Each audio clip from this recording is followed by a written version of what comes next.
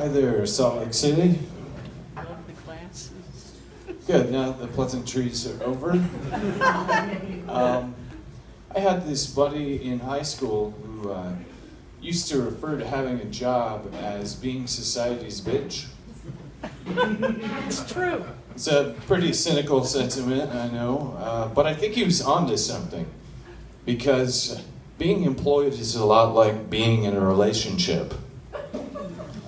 You tend to resent it until it's over, and then you have to come to terms with the fact that somebody else is all up in your workspace, probably getting the job done better than you ever did. Or maybe you still resent them. I mean, my job history is full of unsavory lovers.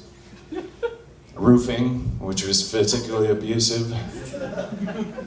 A call center that was verbally abusive. And a string of corporate waiting gigs that were just way too into anal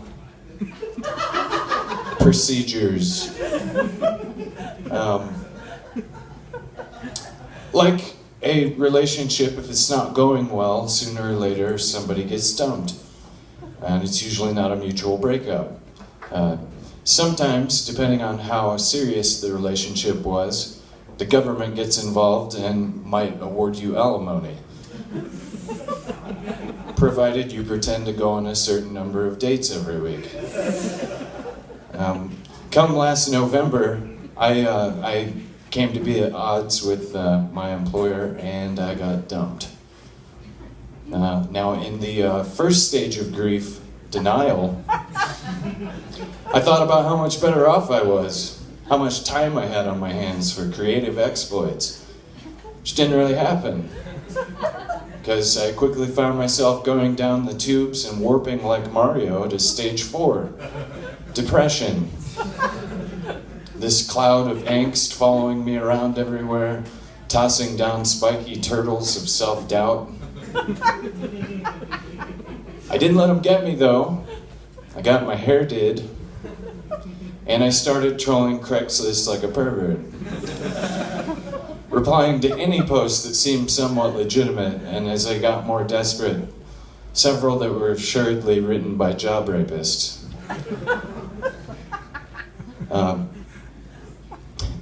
I ended up getting back together with the event staffing firm that I first hooked up with when I moved to Austin. Being with them is like having a friend with benefits, because you don't see them for a long time and then you get a text message all of a sudden that says something like, "What are you doing Saturday night?"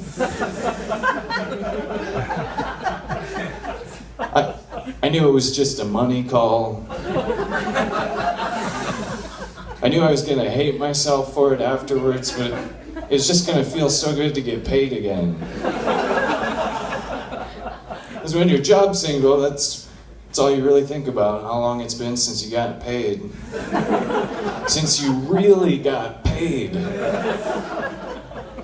So you start going out on dates, either one-on-one or to a job fair, the speed dating of the job world. In either case, you just lie about how interesting you are and how your last relationship didn't work out because that bitch was crazy. Because that sounds a lot better than saying I was emotionally tardy too many times in a 6-week period. And then you just generally jump on the first rebound offer that comes along. In my case, another corporate waiting gig. Because when it comes down to it, we all just want a healthy checks life. And any checks is better than no checks at all. Even if it's anal checks. Luckily, I didn't have to put up with the anal checks for very long. I managed to worm my way back in with the ex. Which is good, because I love my job. I don't know that my coworkers necessarily get me, though. You may find this hard to believe, but several times they have accused me of being a hipster. I know, right?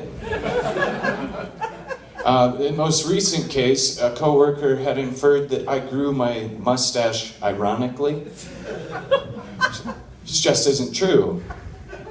I didn't grow this.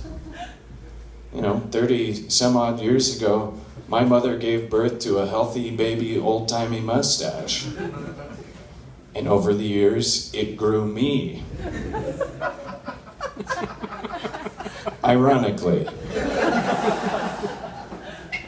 It's a true story. There's a book written about it. It's called The Curious Case of Benjamin Mutton Chops. Check your library. But so, if you think about it, that makes Ben here the hipster, not me. I just don't like new rock albums because I'm in my 30s. I'm starting to get old. It's the same reason I wear skinny jeans. They're like man spanks.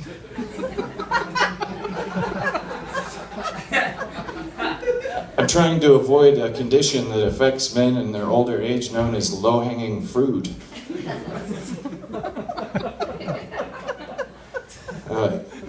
I see that a number of you are drinking tonight. That's good. I'm going to go a little PSA on you for a moment. Remind you to drink responsibly.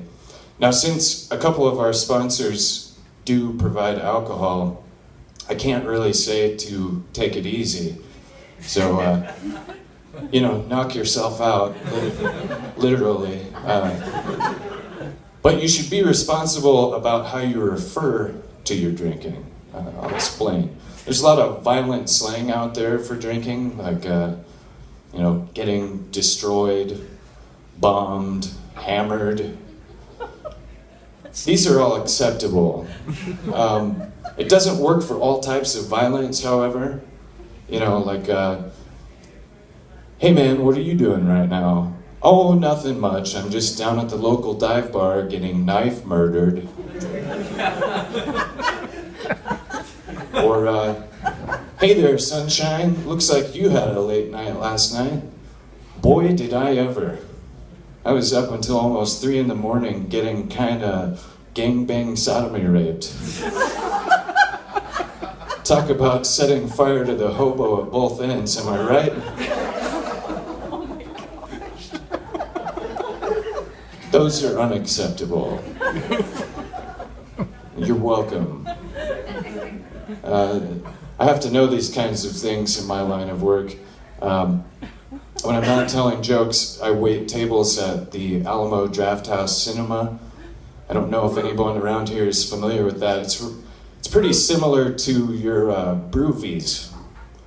And now, since they're another sponsor of the festival, I'm not really going to get into who's ripping off whose business model. It's not really important. It's a great job, but it's not all good. I deal with a fair amount of annoyance. There was a guest that I came up to pretty recently, and I asked her what she would like, and she ordered popcorn. And so I did the usual thing, and I asked her if she would like butter on it. And then in response, she asked me if it had gluten in it. We had to immediately comp a round of drinks for all the audience that was sitting directly behind me because the brains blew out of the back of my head. If your comprehension of a protein composition is so tenuous that you have to ask whether or not it exists in butter, you don't get to abstain from it. I should have brought her a buttered bowl of croutons. In fact, I'll go further to say if you are not part of the less than 1% of the human population unfortunate enough to suffer from celiac disease, in which introducing gluten to your digestive tract might as well be nitroglycerin, knock it off. That's really... Years ago, the National Authority on Allergies came out and said that it is physically impossible for a person to be allergic to gluten. And then, the scientist who got this whole fad rolling with his study decided he was going to do that study a few months ago what's the word, scientifically, and discovered what I had always assumed, which is that gluten intolerance belongs amongst the ranks of the Easter Bunny, the Tooth Fairy, and the health benefits of having a giant rubber ball in your apartment. Things that parents lie to their kids about. You know who probably hates this whole fad more than waiters? People with celiac disease. Yeah. I mean, can you imagine how paraplegics would feel if a bunch of privileged idiots started rolling around in wheelchairs because they had a walking intolerance? Something about moving around upon my own legs makes me all gassy inside. Probably be really close to the way that lactose intolerant people feel about vegans. You mean to tell me that you can eat cheese all day? And you don't because you feel bad about an animal getting his titties played with?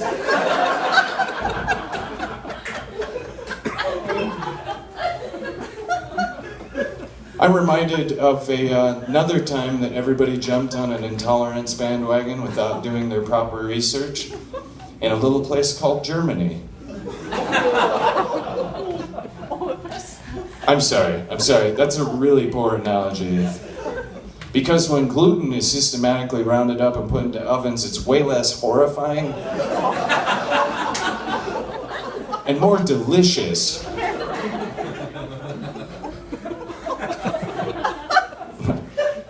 Thank you, everybody. That's going to do it for me tonight. Let's get your hands back up here.